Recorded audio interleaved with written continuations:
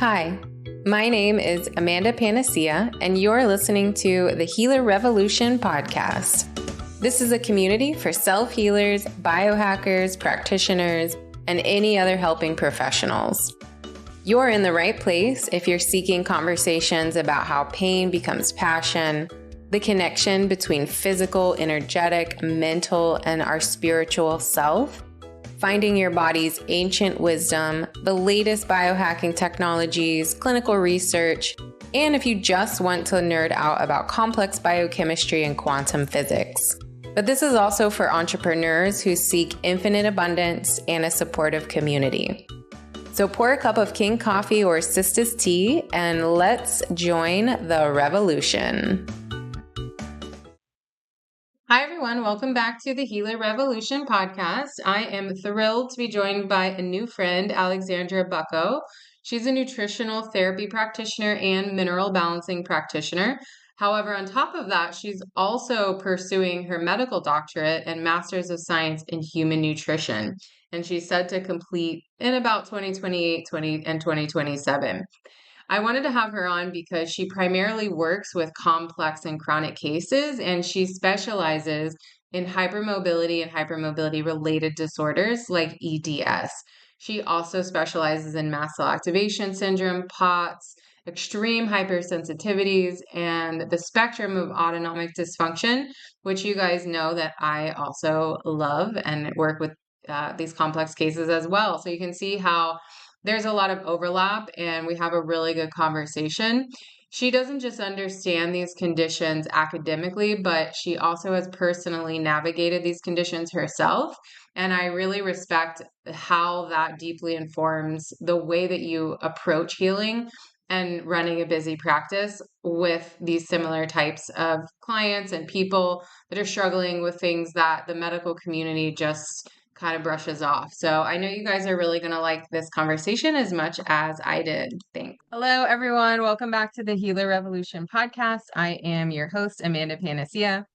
And today I'm very excited to sit down and have a long and very interesting chat, I'm sure, with Alexandra Bucko.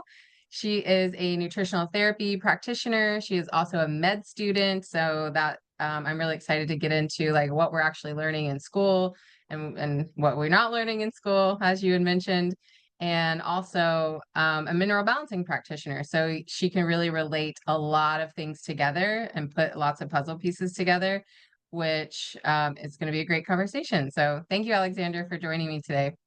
And thanks for having me. Yeah, so tell us a little bit about your story. I love to hear the pain to passion, like how have you gotten into all of these things and holistic health and healing and recovery, and what made you also decide to get into med school, which is a little bit different of a route than some of the people I've had on. Yeah, I ask myself that question a lot lately, but I guess I'll start with my story. Mm-hmm. So I just turned 30, and I have kind of dabbled in and out of chronic illness since I was about 11. That was like my first stint with chronic illness. I had a lot of GI symptoms that were just unexplained.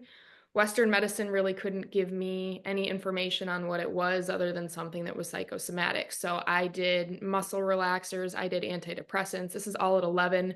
I did pain medication. I did about every test that you could think of. I did wild rounds of antibiotics just because why not?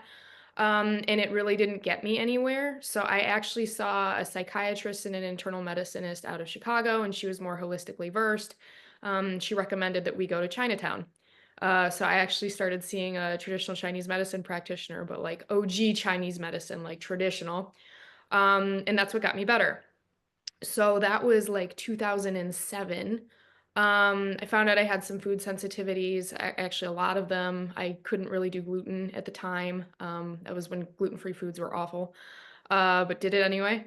So I got a good bit better, and this held me over until probably college. And then when I got to college, things kind of went downhill again. I was diagnosed with gluten sensitivity and celiacs. That would have been 2014. I started to have adrenal problems, thyroid problems that all did show up on Western blood work, but their means of intervention was not successful. I don't even think it was very helpful in that instance. somewhat harmful. I lost my cycle for 7 years. I developed crazy GI issues. Super duper intolerant to like weird foods. This is when this started to come on. So plant foods, so like blueberries, sweet potatoes. This is when like the mast cell stuff started to come in, but nobody really knew what it was at the time. So this continued until I was out of college, and I started my first job. At the time, I was civil engineering and management. I was working for a pretty big civil firm, and we were working, crazy hours as it comes with the industry. And I basically had my health crash. So I woke up one day and I had like 20 some lymph nodes on my neck, completely intolerant to the foods I was eating the day before, face swollen, just tons of weight loss. So I ended up going to Mayo Clinic, and they diagnosed me with lupus at the time. They actually ran mast cell markers, and the criteria I would have fit the diagnosis for mast cell activation, but they didn't really say anything on it. Um, and that was basically my run-in with Western medicine. They gave me basically chemo, methotrexate. Trying to think what else. I was on Plaquenil. I was on mycophenolic acid, which is actually a mold metabolite. But Yeah. all of these were immunosuppressants. Yeah, I know, Right. yeah.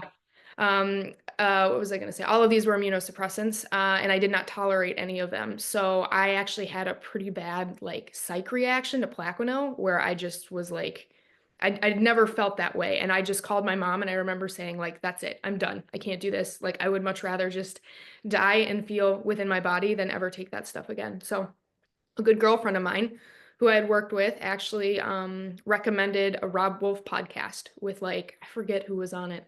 Um, but I listened to that and I was like, this is awesome. Like, what is this? So then I like binge listened to like all the Rob Wolf podcasts. And then when that was over, I think I went to like Dave Asprey, or I don't know, maybe Joe Rogan or somebody, but you just like binge listen to podcasts all day and tried to learn as much as I Yeah. could.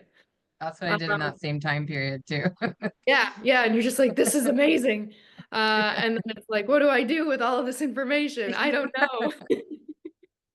Yeah, so for me, I ended up going back. My mom had thought it would be something good to, like channel my energy into. So she pushed me to do Nutritional Therapy Association, the NTP program. So I did my NTP, and then I started to see clients. I definitely started and did the more complex ones off the bat, for better or for worse. And yeah, I mean, as I saw clients, and as I learned about myself, it kind of like, worked in with one another. So Mm. it was really good. I don't know if you want to say like reverse feedback, but like I would see Yeah. clients, I would see things in myself, I would, be able to heal myself, and then vice versa. I would see things in myself and I would be able to be like, hey, this might work for you because of this. So and then it just kind of turned in, over the years. I did realize, and I was diagnosed with Mast Cell Activation Syndrome. I had pretty bad POTS, especially at the beginning. Trying to think other things, Lyme, mold, All the mold. things. Um, Everything. everybody. Terrible detox pathways, some chronic infections. H. pylori was a big one for me. SIBO, all of these things, but like they all just seemed like they were spread out and like there was no connection, as I'm sure, you may have had as well. And then, as I was telling you before the show started, I actually had a cousin that was diagnosed with vascular Ehlers-Danlos. And we have familial autoimmunity, and especially on my mom's side, some neurodegenerative issues as well. And so we all try and just kind of stay in each other's lives for like, hey, what's going on in her life? Like, does this fit my picture? Yeah. And we found out that my cousin had vascular Ehlers-Danlos, which is a really severe form of EDS. If the listeners aren't familiar, it's probably the most severe. I mean, arguably some of the rarer types are, but um, we just didn't know what it was. Is it autoimmune? What is this? So we started to consider the criteria for ourselves, and none of us had vascular, but we fit a lot of some of the other criteria. My mom as well. Looking back at my grandma, who's since passed on, a lot of us, I think, saw ourselves in the picture, and then we started to consider it for ourselves. So I probably became interested in EDS, I don't know, 6 years ago was kind of when all that was happening. Yeah, about 2019, 2018. And I was actually seeing a chiropractor at the same time who I didn't know, but he was very versed in hypermobility, Ehlers-Danlos as well. Yeah, and this is in Croatia, so that's where I live. He was trained in the U.S., so we would always go in and talk about the U.S., joke around, but he was just evaluating me, and he's like, "You played soccer, didn't you?" And I played competitive soccer for 14 years. And I said, "Yeah, why?" And he's like, "What position?" I was a goalkeeper. Did you have a hard time kicking goal kicks? And I said, I laughed because that was like my biggest, I guess, like wall from playing at another level. And I said, yeah, like it was horrible for me. Why do you ask? And he said, well, your knees are so hypermobile. He's like, could you kick them? And I said, no, I had a really hard time. And he's like, yeah, you're really hypermobile. And I was like, what does that mean? And he's like, well, it can come with this, this, and this. And I was like, that's really weird because my cousin was just diagnosed with this. And he's like, well, you might want to get evaluated, but you meet all the criteria in terms of the physical aspect 100%. So that was really my intersection, I guess, with Ehlers-Danlos, hypermobility. And then, you start researching. I have another great colleague who also graduated from NTA. Her name is Sarah Russell. But she's very versed in hypermobility and Ehlers-Danlos because of her own personal story. So we started to talk a lot more, and then we kind of got into the nitty-gritty. And I started to learn the not interaction, but connection between Ehlers-Danlos and mast cell activation and POTS and dysautonomia and the autonomic nervous system just being out of whack, poor resiliency to stress. Why did workouts never work for me that work for influencers and they look great? And I just develop huge traps and, That's my so problem too. Yeah. yeah, the postural compensation. So, yeah, that was really the fire that lit the wick. So Mhm. in the coming years, I guess it was never a focus of my practice because nobody just ever flat out said, "Hey, I have EDS, I need Yeah. somebody."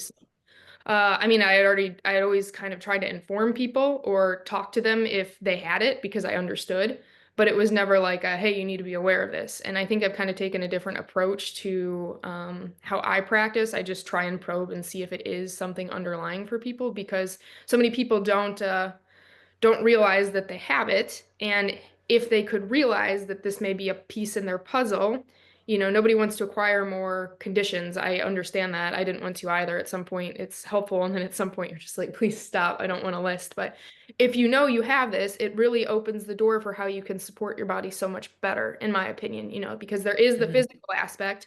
But the physical aspect can affect the structural, which can affect GI, it can affect circulation. But it also, because it's connective tissue is everywhere, it supports the organs. It can affect how well you absorb nutrients. It can affect your detox pathways just because of some of the enzymes involved in some of the types. It can affect blood flow. It can affect pain. So all of these things, which, blood pressure regulation, POTS, all of these things that we think seemingly are unrelated, they may have a connecting factor if you would just support the connective tissue and know how to do that. So Mhm. um, that's really, I guess, how I got here in a really short nutshell. Yeah, so many things. I mean, I love that you experienced literally all the things that you probably have seen in your clients as well. And also love that you bring in that piece of like, I started working with people when I was sick and I started seeing how things worked in real time. Because I think that we as people, especially as practitioners, we have that block between like, I have to have it all figured out and I have to be healed in order to also see and help people. And that's not the case. So you're out Yeah, there and you're very sick and passionate about this stuff, or you're in that cocoon phase where you're just learning and collecting information, you can start, you can start with yeah, something that's in your scope that you've been taught or teaching. And yeah, then I also love how you brought in this piece of maybe the connective tissue being like more of a foundation than we once thought. Because I didn't hear any of these terms even when I was getting sick 5, 6 years ago. And even I was just revamping one of my programs and I was like, man, I didn't even mention it. I didn't even yeah, have it in the mast cell activation category of like things to also consider is that structural component, which, as you brought in, makes a huge influence on our nervous system. And that could have been maybe why we're so predispositioned to kind of be more less resilient to stress or once triggered, once triggered, having a harder time coming down. or more sensitive to things, or more sensitive to even like not just emotions, but also like environmental changes and things like that. So let's go back, let's backtrack a little bit. So you mentioned there's different types of EDS. What is EDS like to be diagnosed with it? Because you mentioned, is it autoimmune? No. Is there's a genetic factor to it? Can someone just go out and get diagnosed with it with a genetic test? And if not, what are the other options?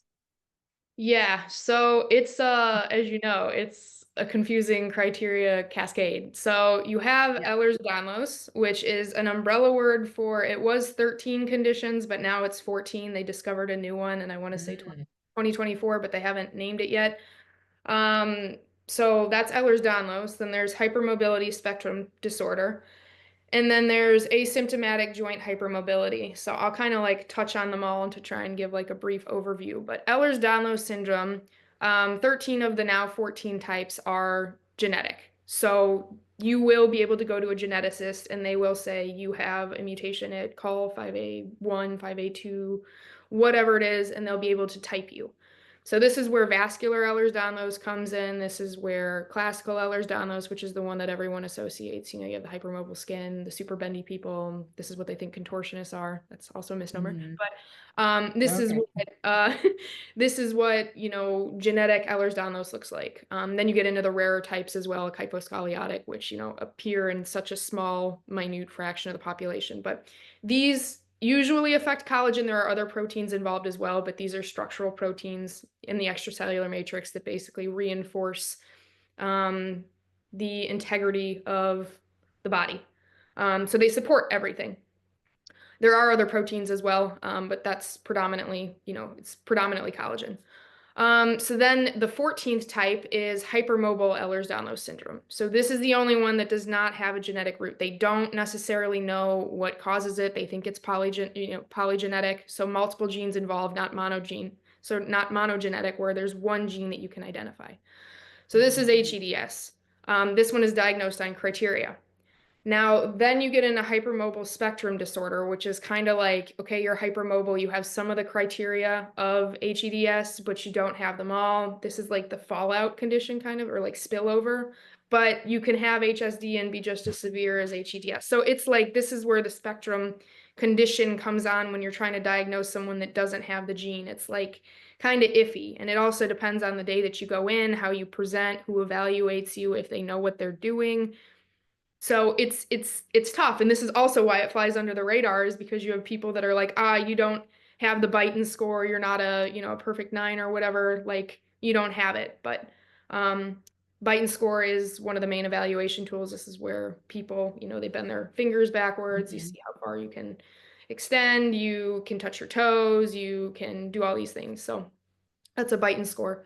And then that's used for the HEDS criteria and also the hypermobility spectrum disorder. So, and then you have asymptomatic joint hypermobility, and this is joints that are hypermobile. So maybe somebody can do the splits, but they don't have any other symptoms that are really presenting. So that's like the Mhm. spectrum in a nutshell of all the conditions. So. Yeah, and who usually gets trained in diagnosing or in evaluating someone? Well, I can tell you not med students, at least where I'm Okay. at. Yeah, I guess I'll just do like a quick diversion story just because people I know are frustrated with diagnoses. Yeah. So I had pathology this year, which is, the class that you look at Mhm. cells. Our teacher, who was very bright, but she said, there's Ehlers-Danlos, there's actually 8 types. And I raised my hand and I said, I think that there are 14, So we had a slide in med school. Actually, we had 2 or 3 slides in pathology on EDS. I think in pathophysiology, we had one, and it was more so to bring awareness that people really needed to get evaluated at least annually, maybe biannually if they had EDS, to check for the heart valves, because those are predominantly collagen and those can sometimes, blow, and then you have a valvular dysfunction where you need emergency surgery. Anyway, my point with this whole anecdote is doctors really aren't trained to diagnose it. We probably talk about Marfan syndrome, which is similar, but it's a mutation in fibrillin, which is another structural protein. It's not collagen. It's kind of the same, but it's not. It has more to do with elasticity, whereas collagen has more to do with tension. But we're probably trained to look for the Marfanoid type more than we are the Ehlers-Danlos type. And they are similar, but you can kind of see Ehlers-Danlos in some people, but then in some you cannot. Same with hypermobility, it's maybe more difficult to recognize. So doctors, I would say, unless they are versed in it or they have gone out of their way to learn it, at least, I'm going into my 4th year of med school out of 6. This is in Europe as well. It's going to be tough. And academia is more versed in recent research, as we know, than doctors that have been practicing for 10 or 20 years that you'll probably see because they're out of residency and they're, in their general practice. Whereas, doctors that I'm graduating with, they're not going to see practice time on their own for another 5 or 6 years. So what we know in school, which is not enough to really, make a difference in this niche, unless somebody goes out of their way to do it, it's going to be tough. So you really have to do your research, I think, if you're going to go see a practitioner for it, that is versed in hypermobility.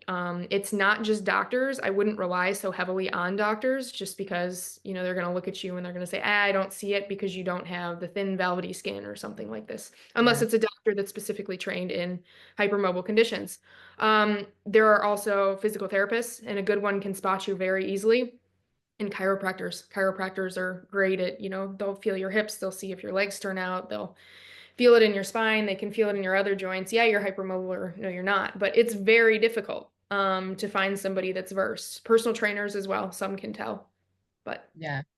And also I think what confuses people is they're not they're not bendable anymore, maybe. And they're yep, very stiff. And yep. they're like, I'm definitely not that. That's not a problem for me. So can you explain why people that maybe are hypermobile are now no longer bendy, or they don't have any of the flexibility? That could kind of gets confusing. Yeah, it does. And then at the same time, why not everybody who's bendy is also hypermobile. I can kind of talk Hmm. about that as well. Yeah. So, you have muscles that constantly are broken down and fascia that is constantly broken down. And fascia is the connective tissue that wraps around your muscle and kind of like keeps it in place. Otherwise, your muscle is a pretty big tissue. It would kind of expand a little bit. So when you break your muscle down, like say when you go for a walk, because you do get micro tears in your muscles when you go for a walk, or when you do hard exercise, right? That muscle breaks down, it inflames, it swells up, it heals, and the fascia will reform around it constantly over time. So when you are hypermobile and you have muscles that are tight and weak, because postural imbalances tend to be pretty common with hypermobility, certain muscles engage more than others to constantly stabilize. It's just like the body's way to compensate. So if this happens over time and time and time, and the fascia continuously wraps around those positions, I mean, it's a bad analogy, but think of like candle wax that melts and it just retains a new position. Well, think of the fascia wrapping around that. You could be in a position hunched over like this and your fascia has rewound around it. So you are tight and you are weak because if you try to correct, you can't. Your muscles are held in. They're weak and then they're tightly around by the or wrapped by this fascia. So you're kind of, kept in these hunched positions, these irregular positions that's allowed the body to form and reshape over time. So this is where the tight and weak and immobile aspect of hypermobility kind of comes from.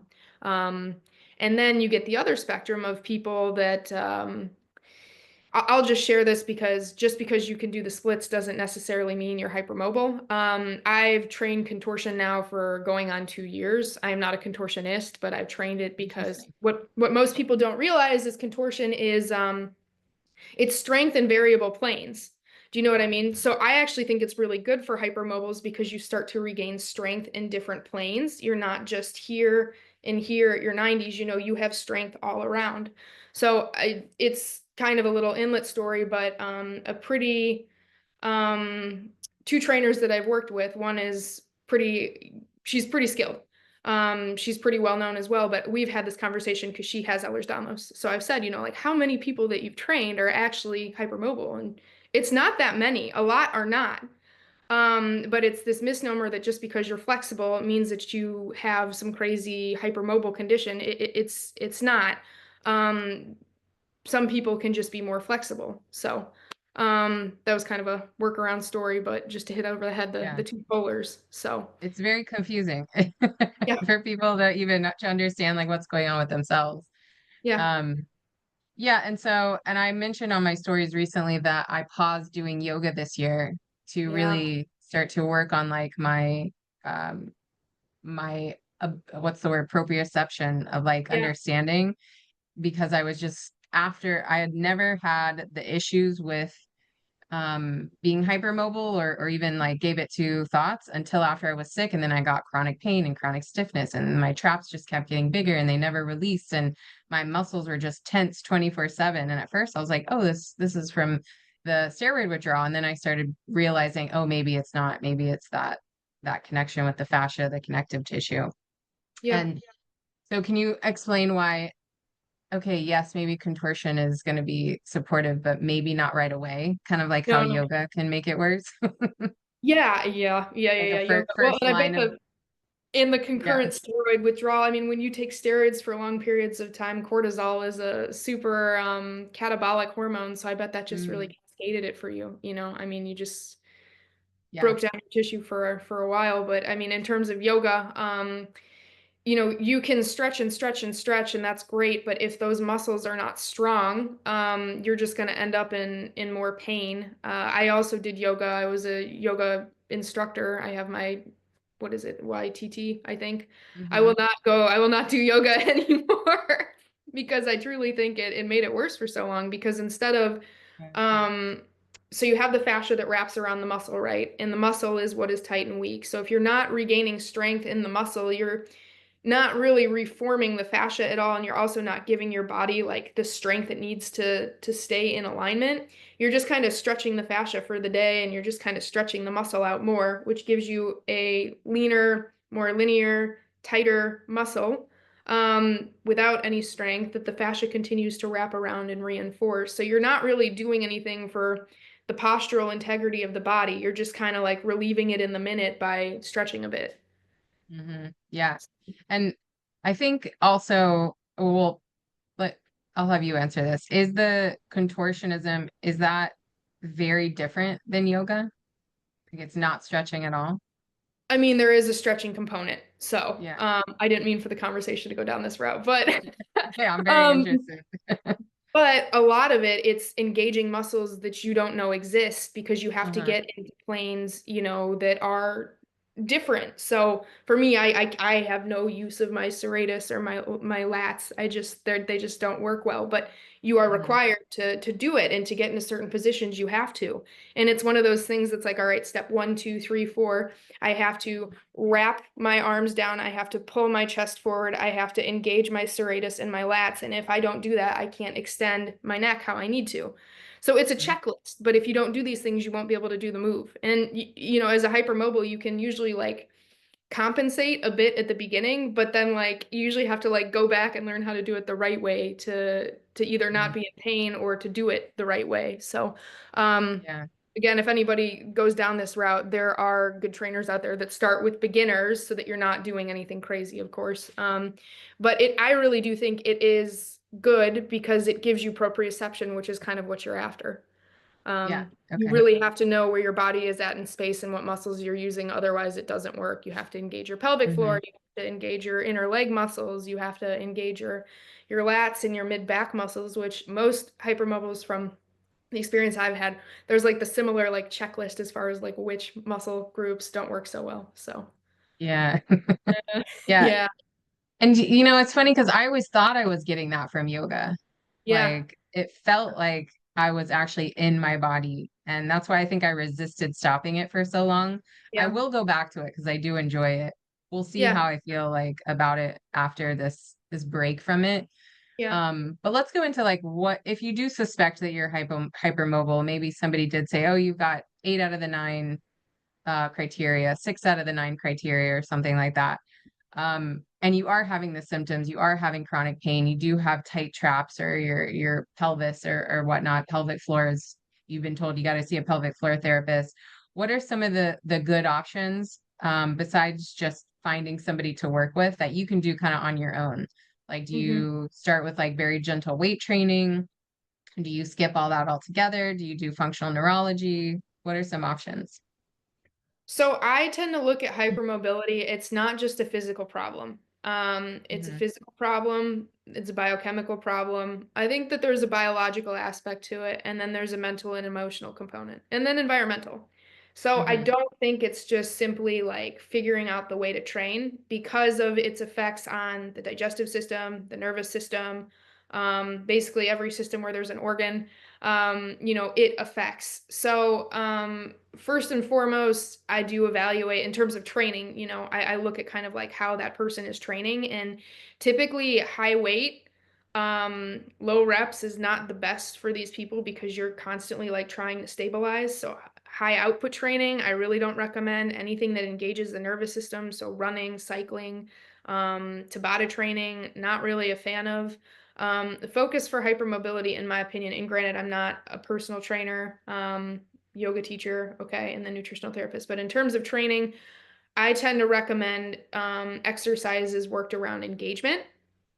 Engagement is so important because most hypermobiles do not know how to engage their muscles. And if they can't engage the muscles or the muscle groups that they know bring them problems, I really don't recommend going on to step two, which is, some sort of strength training or resistance training. And that's personally what I've seen help women and men too the most, but people with, I guess I should just say people with hypermobility the most, because if you go straight into step two and you can't activate the muscle that you're trying to work, then 9 times out of 10, it's not going to start working when you're doing that exercise. It's just going to go into compensation mode. And then that's when you get the traps. And that's when you get the weird postural imbalances and the reinforced, forward head posture because you did something wrong. And I've had to like go back to go and start again so many times. So it's a good takeaway. Don't push more than your body can handle. And again, it's a nervous system thing. It's where your body's engagement is at that time. It's a big picture.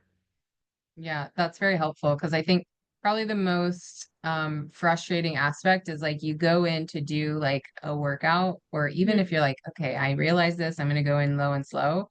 And Yeah, then all of a sudden you're like, I can't activate that muscle. My traps are taking over. This other right, muscle is just doing all the work still.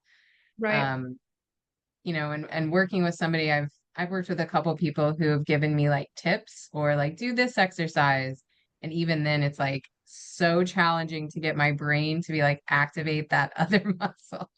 Yeah, And it has yeah, taken so much practice.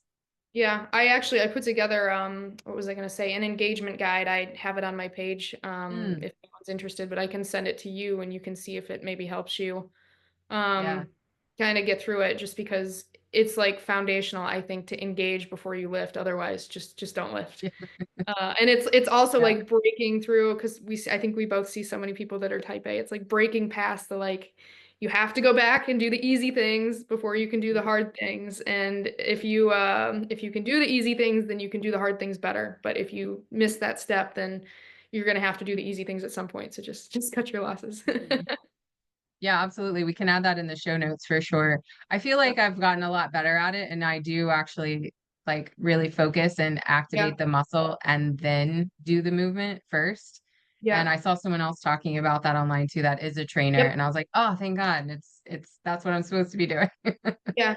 Yeah, and for the people too that are listening, something that you can do is like the exercises that you are going to do for the day, you can just do one, I would say like a round of like 10 or 12 without weight, like if you have like say raises, okay, do it without weight or do it with like a low weight and then warm up that way just because sometimes it takes time for the muscle to catch and to turn on. And then Mm. like the feedback that I get too is if people do low weight and high reps, they tend to do way better because it Mhm. gives time for more muscle fibers to recruit, which is basically how muscle fibers work. Once they start to realize, like, hey, we need help, we're still working, like they'll call in the other muscle fibers and then they start to turn on. So the more reps that you do, the more muscle fibers will be recruited and the more muscle engagement you'll have. So, Good advice. Yeah, thank you.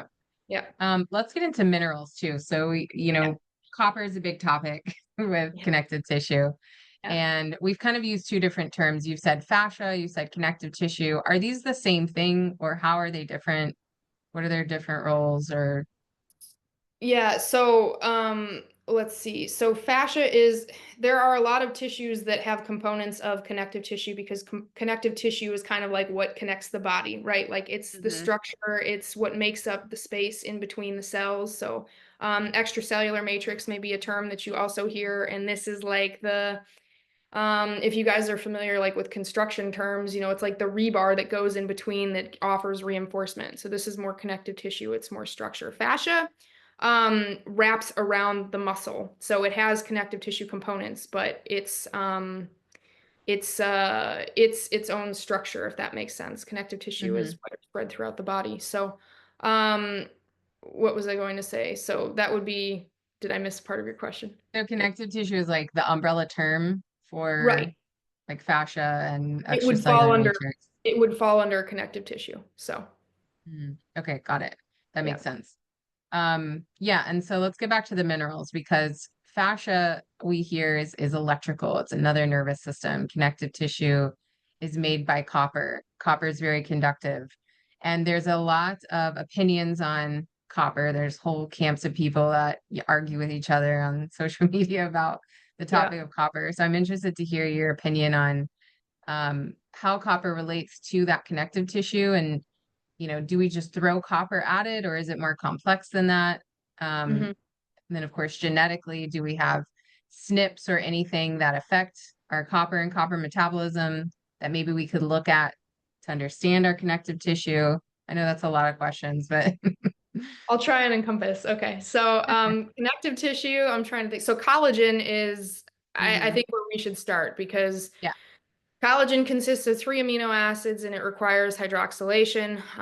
So it requires minerals like copper, zinc, and iron, and vitamin C. So, the argument with copper being so pertinent for collagen, which makes up connective tissue, is that if you have copper toxicity or if you have biounavailable copper or a working copper deficiency, which is the argument with, I guess people in our space, it hmm will be tough for you to have intact collagen, especially if you have predisposing factors. I kind of mentioned hypermobile Ehlers-Danlos. There can be some predispositions, some polygenic predispositions into the condition. So we don't necessarily know which genes those are, but there could be a component with copper, toxic copper, those types of things. So nonetheless, if you have not enough copper, or if you don't have enough bioavailable copper, if you don't have enough bioavailable zinc, if you don't have enough iron, bioavailable iron, right? Like these hits on connective tissue synthesis take a hit. And at the same time, if you have,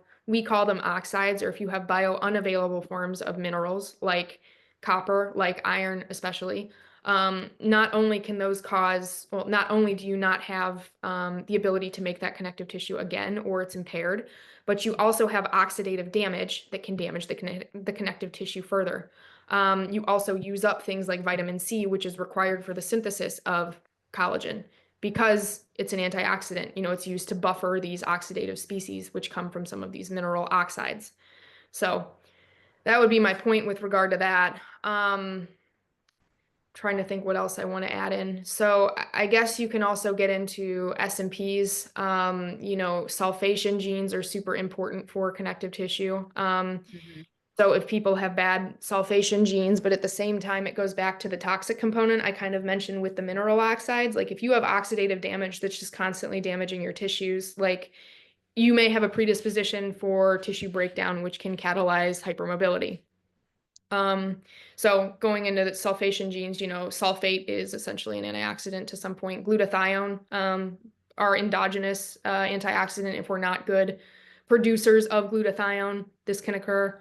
Methylation as well. MTHFR is the one that everyone uses, but there are so many other methylation genetics as well. MTR, MTRR. You can look at the whole cycle. There's a lot.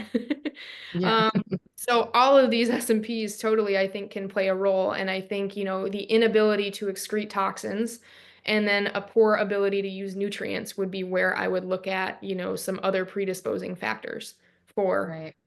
the hypermobility, especially just with how it impairs nutrient nutrient utilization and the ability to use them.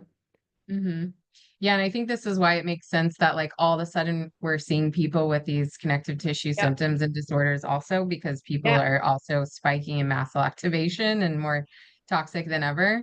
Yeah. And like even in my story, I was like, well, this never bothered me before, but it makes Right. sense after so much inflammation and then mold clogging up all of those like pathways with sulfur and methylation. And then it's kind of a perfect storm of all the things. Yes, there might be a genetic component, but there also is going to be a reason why that gene or is activated or epigenetic changes or just toxicity bombarding all of these pathways constantly, Right. plus the emotional factor that you mentioned. So let's kind of shift gears into that nervous system piece.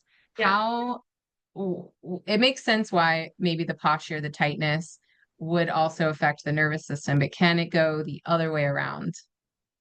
Before we touch on this, I do just want to make Okay, one yeah. more point where we're on the biochemical side and just Oh mention yeah, the go for it. glyphosate, because I just wanted to mention Mhm. glyphosate. Yeah, There's a great researcher, Stephanie Seneff, who has shown, but she has not, I guess, gotten the money to fund a big research, how missed that goes, that. coalition for it. But yeah, so she's shown that glyphosate, it can impact glycine residues, which are really important, obviously, in collagen synthesis, and that there can be insertions. I don't know if you necessarily want to say where glycine is, which is a critical amino acid for collagen synthesis. So just the link between glyphosate and hypermobility, going back to your point on why are we seeing this so much recently? Why is it really, flaring its head, rearing its head?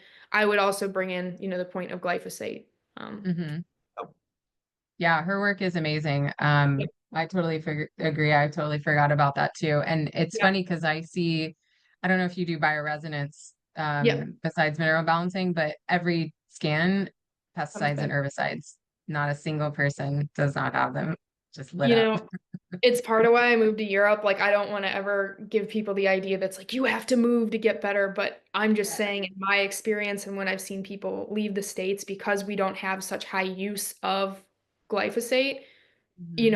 I always wonder, is that why? Obviously, there's so many other factors, coming from the Midwest, there's air quality, there's air quality, there's so many other things, but especially the glyphosate. And you buy organic, you spend $10 on a bag of glyphosate-free oats, but is it really out? I know Dave Asprey really made those points like when I was binge watching those podcasts, but how much out is it actually when we're making these investments? And this isn't again to fear monger or scare people. I really don't, Right. make this point that much, but it's just to bring awareness to the whole situation. So, Hmm.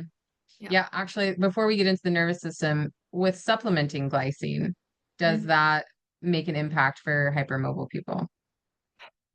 I've seen it go back and forth because I also think that whenever using glycine, like you have the metabolism to oxalate, which with the people that we Mhm. work with, I think it can be really tough on them. So I usually recommend trying to just eat more glycine-rich foods. I try and manage it anyway by foods. I mean, most people eat super lean, super not processed meat, that's not the word I'm going for, but you get the select cut of chicken breast and da da da da da. You Yeah. don't have to eat the Like whole no, animal. no fat and collagen. Yeah. Yeah, yeah. And I think that if you focus more on the glycine to methionine ratio, methionine being in lean protein, glycine being in the more, cartilaginous pieces, I think that you'll be able to support yourself a little better. That and then supporting digestion, which is a huge thing for Yeah. EDS. But Hmm. yeah, Perfect. Great yeah, news. Yeah, so the nervous system, yeah, being tight, having postural instability. I think a lot of people also come to the upper cervical neck instability crowd at some point as well, and yeah. realizing, oh, this could be a big factor in my nervous system. Mhm. How does that kind of play out going in that direction? And then also your emotions, your beliefs, your mental health, how does that also make hypermobility worse or some of the symptoms? Yeah. So I kind of think it's like the repeat emoji. Right. It's just like the cycle that just keeps playing into one another. So I Yeah. guess from the physiological aspect, we can start from that angle. So you have the autonomic nervous system. And people know the autonomic nervous system for sympathetic nervous system and then parasympathetic nervous system. So fight or flight, rest or digest, the one that heals you, the one that engages when you're stressed out, right? And what people also don't realize, I guess, with the autonomic nervous system is that it's constantly regulating things like heart rate and blood pressure. But this goes on in the background. It's not just like when you're stressed out. So you get into this thing with hypermobility, and especially with Ehlers-Danlos, where maybe your vessels, they don't constrict so well. They don't maintain blood pressure so well. So then you end up with basically vessels that are sleepy when you stand up. You may end up with something like POTS, so postural orthostatic tachycardia syndrome, which I think so many of our people that we see, they deal with. Um, and basically what's happening is that the autonomic nervous system can't regulate. So when the autonomic nervous system can't regulate, it engages the sympathetic system. And when the sympathetic system is engaged trying to compensate and regulate blood pressure for so long, this kind of goes into the stress resiliency. So you get this in the background going on. And then you also get the postural controls, right? Things are in, things are not, and it's the body is just really struggling to compensate. So it keeps the sympathetic system going on in the background. And this was the point that I wanted to make, is that most people, they can compensate on their own and these systems work normally. So this isn't a stressor that's constantly draining the body down. This doesn't even have to incorporate yet, what somebody is experiencing on the outside. So what's that extra engagement going on? What is their emotional and mental interaction with the outside world? Is that stressing them out too? Maybe something that was minor might push them over the edge when somebody who doesn't have these hypermobile tendencies, maybe they can regulate these things on their own and it's fine. But it's the constant state of stress on the body that keeps you engaged over the long term. So is this what we said at the beginning, where is this why somebody is more predisposed to, adrenal burnout or adrenal taxation, or, just these crazy four lows patterns, or potassium that just like doesn't move past 2? Is this why we see this poor resiliency to stress? Um, and then, like you said, the emotional aspects, so the mental and emotional, is this why it affects us more? Is this why, we have poor tolerance to stress? And then you throw somebody into an extremely unstable household or a relationship or a workplace for prolonged periods of time. And does this just catalyze, or does this just synergize all of the autonomic stress that is going on within the body at one time? It just kind of compounds. And then when the adrenal system, as you know, as it gets burnt out over time, it has a harder time compensating, or you hypercompensate. So your cortisol levels are super duper high for a long time. And then you have the effects of what cortisol does to the body, which we kind of talked about with your steroid withdrawal. Like, is it just catalyzing the tissue breakdown over time? It's burning through your minerals. It's making everything basically worse. It's exacerbating all the things that were already wrong that you were predisposed to. So Right. that's my take on it anyway.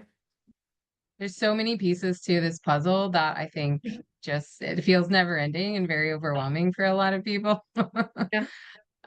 So what are some of the things that like kind of helped you crawl out of it when because I read online, like you mentioned you were so sensitive down to 3 foods. Yeah. Where do people start when they're like, I have all of this. This is me. I've got the high stress, the body stuff, the mast cell, everything's going on. I can't Yeah. move. I have to work, everything. Yeah. So, I mean, I think for at least me personally, it came down to surrendering. Yeah. I think we all get to that point. Like, I don't want to say you give up, but you literally just say, all right, like from Right. here on out, whatever happens, happens. I'm good with it. I had to get to that point, because until then, I just kept trying and trying and trying, and anything I did not make it better. So I think you get to a point, and I think once you get to that point, your nervous system just kind of relaxes a little bit because it doesn't have any expectations. So, Mhm. you can do all of the primal trust and nervous system work I think that you want. I'll have people that come to me and they're like, I do primal trust for 2 hours a day. I'm not seeing a difference. I'm also doing this, this, and this. Like, you can do these things, but just because you do them doesn't mean your nervous system like accepts it. Right. But I do think that getting the nervous system to a calmer state is like step one. How you do that, it depends on the person. Step two, I do think, is like chilling out the mast cells. You either have to figure out what it is that's really stimulating them. So is it something environmental like mold? Is it EMFs? Is it, pesticides that you're being exposed to? Is it something, in the building that you're in? Is it the food that you eat? Is it your emotional and mental stress that's stimulating the mast cells? There are supplements and medications that can calm those things down, but you got to figure out if something is contributing. Cavitations, dental work, that is a big one. We should probably talk about for like 2 minutes. We'll get there, but Oh um, yeah, go ahead. yeah, I'll get through this first. So we said mental emotional. We said environmental and just outside factors. I would say rest. 100%. You just have to be able to like let go and I guess maybe throw away the catabolic activities that you're used to doing, like running, like working out, like walking so much, just stimulating not only the autonomic system but also the tissue breakdown aspect. And then focusing a lot on light. I think light is super important for quelling inflammation and connective tissue synthesis. And diet and digestion. Those would be like the pillars, I think. And if you can do those things, I think that staying basic, keeping it basic would be the biggest thing because I think people tend to overdo it at the beginning where you can just do a little, you can get a lot from a little. Yeah. I'm so happy you brought up and said surrender because this is like, I feel like my topic of the year at least. Yeah. Because people are always like, what do I do? How do I start? Should I take your course, this other course? And I'm like, whatever resonates, but you have to have that intention of like, I'm going to really just be with myself and I'm going to figure out how I can be okay as is. Yeah. Like that feeling Yeah. of like, I'm not doing this to get an outcome. And they're like, well, that's ridiculous. Of course I'm trying to get an outcome. I'm like, I know it's a paradox. Like you have to figure out how to just be really good with being okay no matter what. Yeah. And when you actually feel okay, then you're not trying constantly on the wheel of spinning and trying to fix and trying to figure it out. And there is that like energetic shift of I'm not Yeah. giving up. Like I'm still going to do the things. I'm still eating well. I'm not going to just go do heroin or like eat pizza Right. every day. It's just that different energy of like, how can I be at peace with reality? And that is really hard. That's the practice that I think most people that develop these types of conditions really Yeah. struggle with because you are really good at problem solving. You sound really good at school and like being able to achieve and do sports and all of that. And that is how you've kind of gone through life. And now it's like stop everything and do nothing. And you're like, what? I can't. Well, It's it sounds like awesome. yeah, it's the same. It sounds like for you, you get the type A's, the ones that do everything that they do with their whole Yeah. heart and all of their energy. And I do think that it's majority of the people that wind up with chronic illness. I think that a lot of the Mhm. people see most, if not all, are go doers. So to Yeah, tell somebody absolutely. like, you need to do this, but you need to do it at like 20%, it's like, what is 20%? I don't even know what Yeah, that is. I'm doing everything right. And it's like, that's why you're doing it wrong. You got to just do it a little less. exactly. Yeah. Type B people don't end up with this. They don't. And that's also something I noticed after I kind of noticed I started getting into like the hypermobility connective tissue stress was I really can't sit and be comfortable like my partner can, my boyfriend. He's like Yeah. he'll sit in these weird positions and he just won't move. And I'm like, what? If like and I can only sleep straight flat now. Like if I'm in a weird position, like I'm waking up disabled. Like there's no way. But do And you sleep on your back or do you sleep on your stomach? so I was always a stomach sleeper, like a Same dead with the leg person up. outline. With the leg up. Mm-hmm. Yep. Uh-huh. And then after all this, I can only sleep straight on my back. I can't sleep with my neck turned like that anymore. I can't do any of that.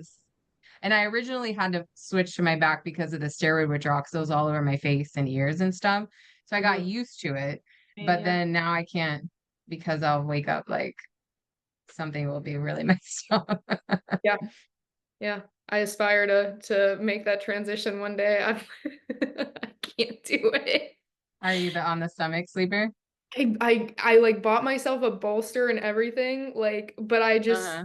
I had it under my legs. I had the tissue, or not the tissue, the pillows around my head, but I always flip back over. I don't know. Wait, so you flip from you want to be on your stomach? No, no, no. I want to be on my back, but Oh, it's okay. the classic, like the hypermobile sleeping position where I sleep like this. Sometimes I'll tuck my arms like under Oh, my body okay. and I'll sleep with like one leg up, if you know. Yeah. Yeah, yeah. Yeah, and Yeah. I've seen some of those things too. I'm like, those look really comfortable. Oh, that actually brings me to another question. Something else that I learned that's really interesting that I was like, that makes so much sense throughout my life is the obsession with compression with people Yeah. that are hypermobile, like feel Uh-huh. needing things to be tight in certain areas or like Uh-huh. even performing better when they're Uh-huh. wearing like a brace or something like that. Uh-huh.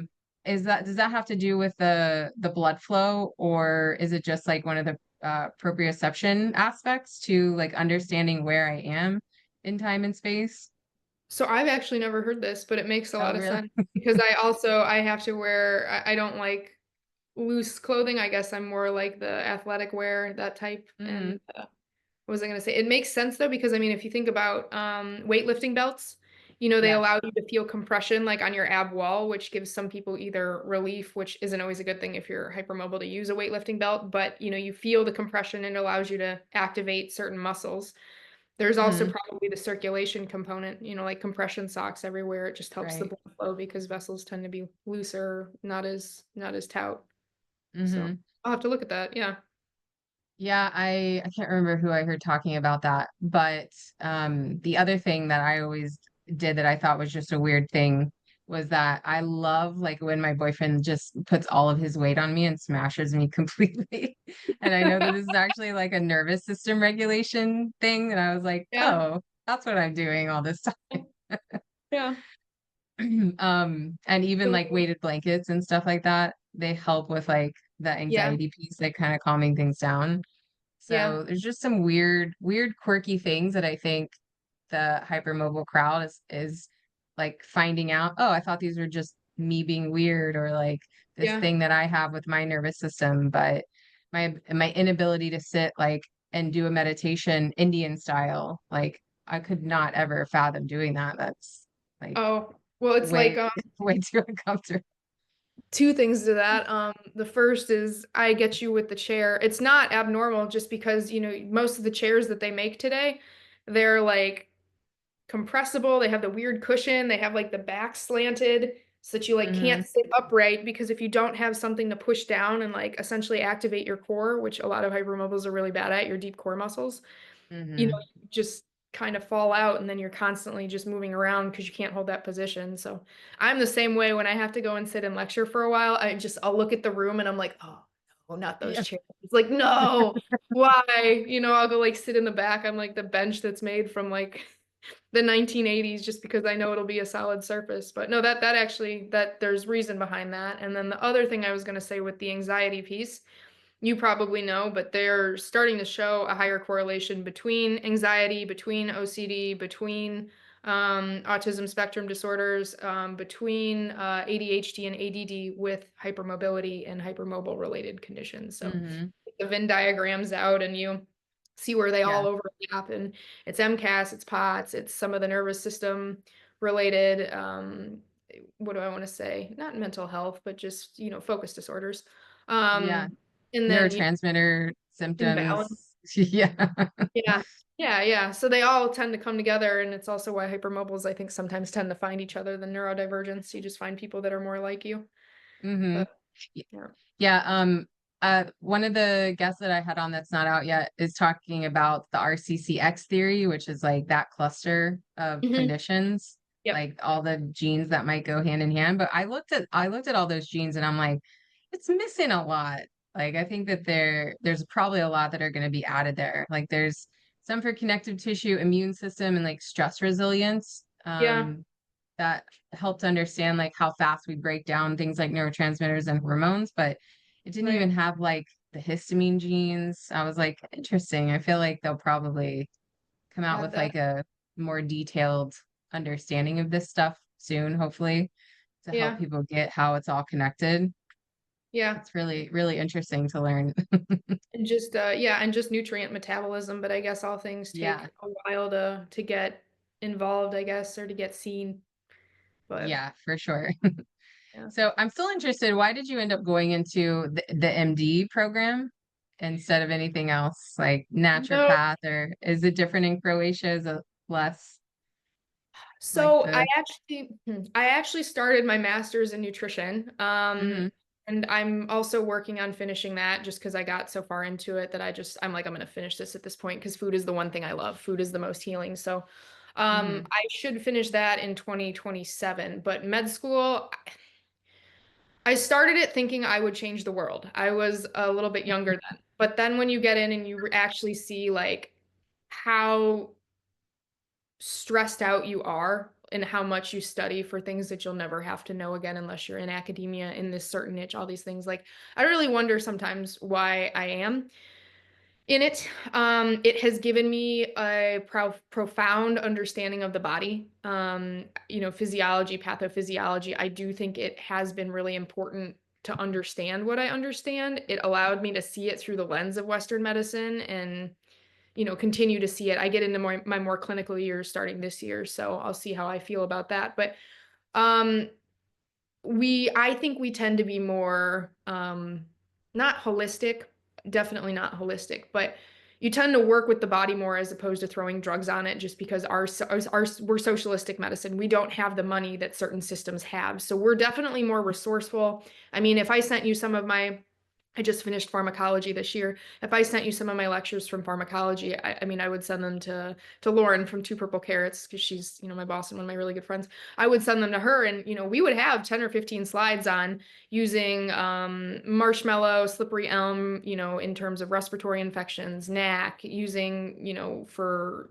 as a mucolytic, these types of things we would use, but there's still the heavy emphasis on certain drugs. So I will say I would probably be even more upset if I was in the American system. I value my education for the foundations it has given me because I do believe that my understanding of physiology, pathophysiology, if I self-studied, I would be able to understand it, but not to this level.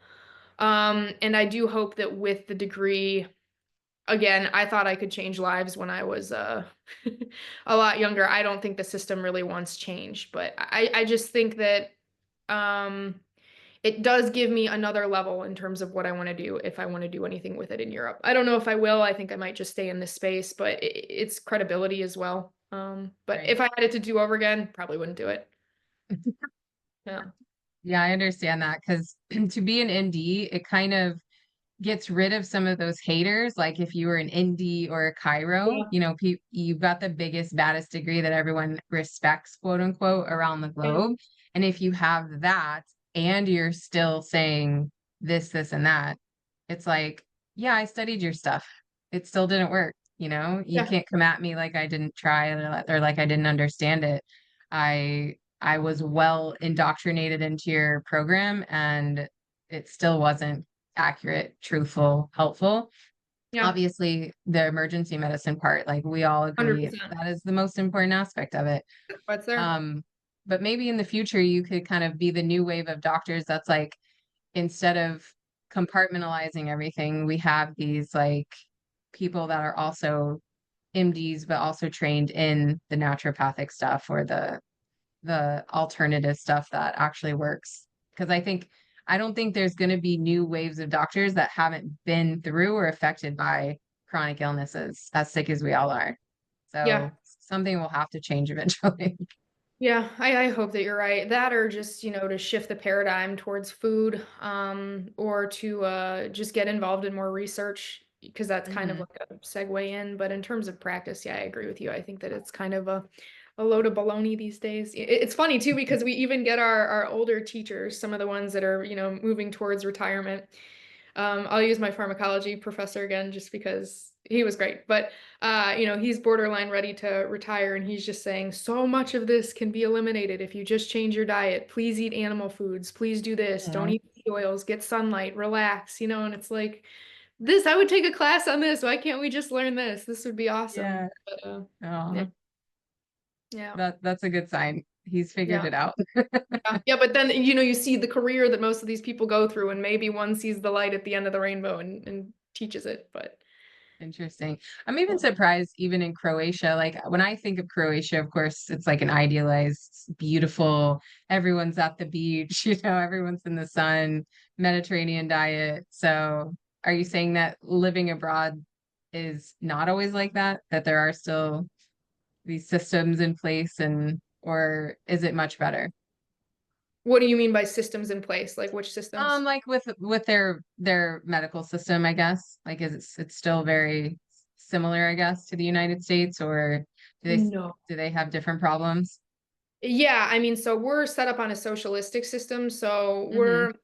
I don't want to say relative, well, we are relatively poorer than the United States. The US is like, gold standard in terms of money, but Mm-hmm. the amount of drugs on our market, it's much smaller. Mm-hmm. The types of drugs that we use, they can be a little not older, but we don't have access to the brand new medications or those things.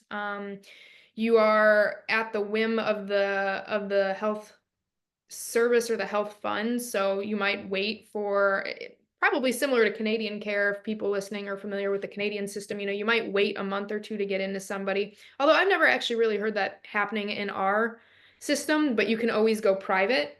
Um, Okay. but the system still pays for your blood work. It's still, I mean, I can't complain because for what I use it for, which is just monitoring my lupus, I get the blood work, that I need. And if I would need something, I could go get it. But definitely not the, like ketotifen, which is a mast cell Mhm. stabilizer that I know you've heard of. Like we don't have it on our market. I would have to get it from Germany or somewhere else Oh. in Europe, and it's an arm and a leg. So it's just sometimes the things that you do need are harder to find. Beta blockers, angiotensin blockers, calcium channel blockers, like all the heart meds. Okay, we have those. We have, asthma drugs, but just some others. It's just a little different. Every market is more, it's different, but they're Yeah. definitely more conservative, I guess you would say, on certain medications, others not so much.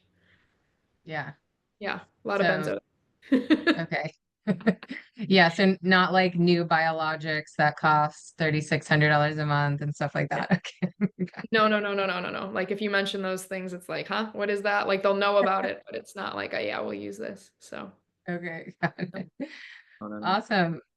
Yeah, so before we wrap up, any advice to somebody who's kind of like going through all the things right now? Like we've talked about, like take it slow, do one thing at a time, Yeah. kind of focus on these different pillars. Maybe what are some of the like um, really important foundational things, like you mentioned, sunlight and food and things like that, that people can lean more into before they go down the rabbit hole of like some of the supplements and things like that. Yeah.